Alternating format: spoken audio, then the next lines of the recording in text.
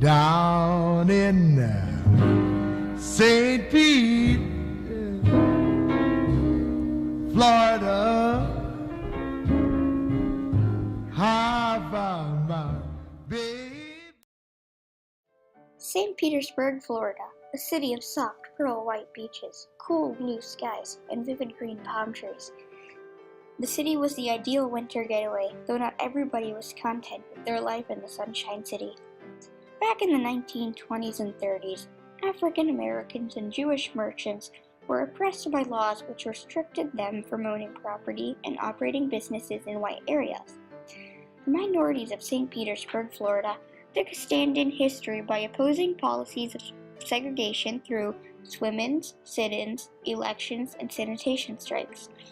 Though they managed to desegregate the city, they were further oppressed by modern infrastructure and the economy when the gas plant area was destroyed.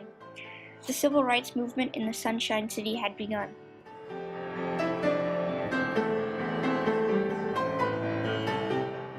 The Million Dollar Pier separated two of the most heated battlegrounds of St. Petersburg.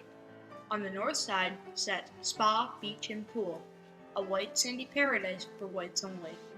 On the south side was a group of rocks dubbed South Mole, the only place in St. Petersburg's 45 miles of coastline where African Americans could lawfully swim.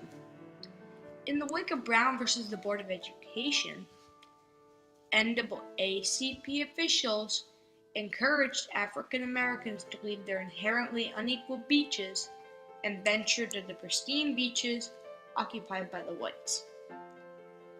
When 10 members of the Civic Coordinating Committee, CCC, attempted to buy entrance to the spa in August of 1955, they were refused entrance. The African Americans exhibited their outraged opinions. They believed that as taxpayers, they too should be entitled to use public facilities. The local CCC, spurred by Dr. Fred Alsop, filed a lawsuit against the city in October of 1955.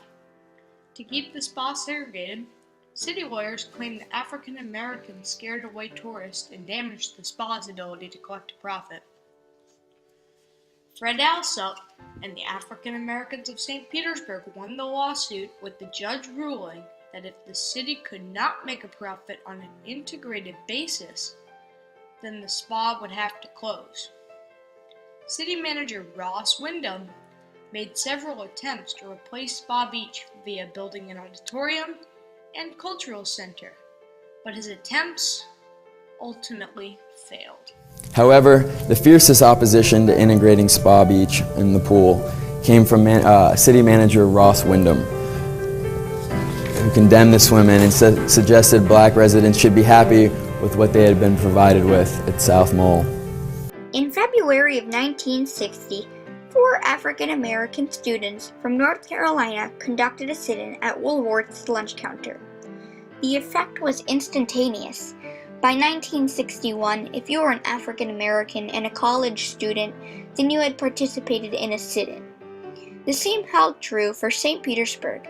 In March of 1960, African American activists conducted 2 days of sit-ins at various locations. Among the orchestrates was C. Betty Wimbish and Theodore Floyd, both prominent African American leaders. Floyd took the demonstrations to Webb City, with the goal of forcing the city to establish a biracial committee the following day. When they arrived, they were informed that the store had run out of counter checks that granted access to the lunch counter. St. Petersburg leaders ultimately established the committee, and the African American activists turned their attention to education. As the Webb City sit-ins were taking place on March 5, 1960, C. Betty Wimbish announced her candidacy for the seat on the Pinellas County School Board. Though school segregation was banned in 1954, the majority of Pinellas County students learned in a racially segregated environment. Wimbish suggested a new approach. Her stance was that if you cannot integrate the schools, integrate the school board. Though she did not win, she made a breakthrough in racial etiquette. At the end of the election, Wimbish came in second with 10,000 votes, but only 3,798 votes came from registered African Americans. Wimbish ran for the city council seat again in 1969 and became the first African American city council member in St. Petersburg history. The stance taken by C. Betty Wimbish allowed African Americans to have representation in city council. In May 1968, the sanitation workers of St. Petersburg, Florida, led by Joe Savage, took a stand by holding a strike for higher wages. The majority of them were African Americans. Within days, City Director Wayne Andrews fired 70% of sanitation workers. Instead, he hired white prisoners to fill their positions. Andrews also ordered riot gear for the police in case the strike got out of hand. He initially refused to meet with the workers' attorneys, Jim Sandelin and Frank Peterman. But Andrews capitulated after the city streets began to overflow with garbage and negotiated a settlement. The stands taken by Joe Savage, Jim Sandelin, and Frank Peterman respectively blazed the way for future stands. Today, Tropicana Field stands out against the St. Petersburg skyline. Until the mid-1990s, the gas plant neighborhood was located where the present-day stadium sits. The gas plant area was a thriving minority community of shops, schools, and homes. One of these businesses was Katz Grocery, owned by Abe Katz, the final building to be seized by eminent domain before construction began. Quote, the city lawyers ratcheted up pressure on Katz Grocery for 2 years, but its owner refused to budge. For over 50 years, Abe Katz took a stand in history by providing grocery services and dignity to the minority neighborhood. Due to Tropicana Field, the area slipped into economic decline. Don't have the hun. Abe Katz has served customers as a neighborhood grocer since the days of the Great Depression. And for 30 years, he's run this store with his wife, Bunny, in the true mom-and-pop tradition. Home deliveries for shut-ins, checks cashed for those who couldn't cash them elsewhere, and credit for hungry customers who had neither checks nor cash to feed their families. Originally, it was the biggest part of my business, but as we grew, the cash became the bigger part. But we do have an awful lot of credit here. Katz customers who have shopped at this store for generations say you could find dignity here, along with the meat and potatoes.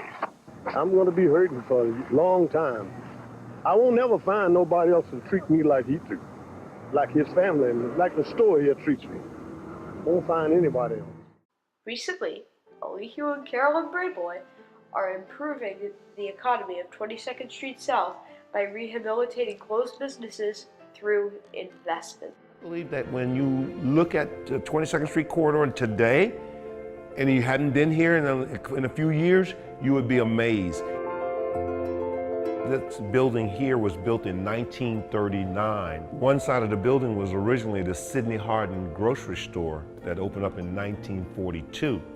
Most people had thought the area to be basically too far gone. But Carolyn and I had the spirit of renewal and rebuild. And if there was a one wall left, we could take it and work with it. The stance taken to pursue happiness by the African Americans of St. Petersburg, Florida, led to the eventual extension of freedoms in St. Pete by using swim-ins, sit-ins, elections, and strikes. Even though the city was desegregated, African Americans were further segregated by economics and modern infrastructure. The African American neighborhoods were left to self-destruct as the upper and middle classes of those neighborhoods moved away and the sense of communities dissolved. Stands taken by Fred L. Sump, C. Betty Wimbish, Joe Savage, Jim Sandelin, Frank Peterman, Abe Katz, and Elihu and Carolyn Brayboy helped to shape the present-day St. Petersburg, Florida.